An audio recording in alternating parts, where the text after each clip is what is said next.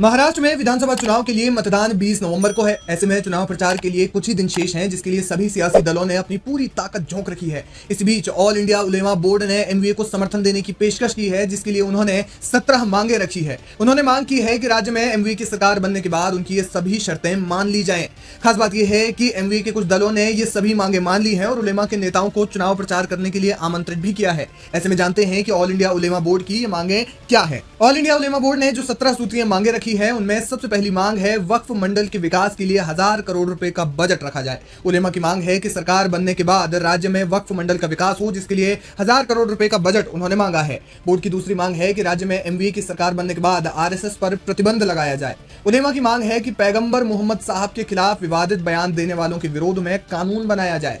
वहीं उन्होंने मांग की है कि शिक्षा और नौकरियों में मुस्लिमों के लिए 10% आरक्षण की व्यवस्था की जाए। उलेमा बोर्ड की शर्त है कि एमवीए की सरकार बनने के बाद वक्फ संशोधन बिल का विरोध किया जाए, यानी कि एमवीए की सरकार के जितने भी नेता हैं, मंत्री हैं, वो वक्फ संशोधन बिल का विरोध करेंगे।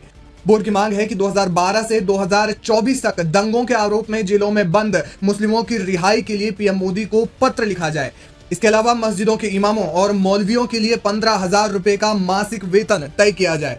मुस्लिम युवाओं को पुलिस भर्ती में प्राथमिकता देने की शर्त रखी गई है। इसके अलावा उलेमा की 9वीं मांग है कि एमवीए के सांसद मौलाना सलमान अजहरी की रिहाई के लिए पीएम मोदी को पत्र लिखें और उन्होंने मांग की है कि रामगिरी महाराज तथा नितेश राणे पर कार्रवाई की जाए। एमवीए की 11वीं मांग है कि विधानसभा चुनाव में मुस्लिम समुदाय के 50 उम्मीदवारों को टिकट दिया जाए।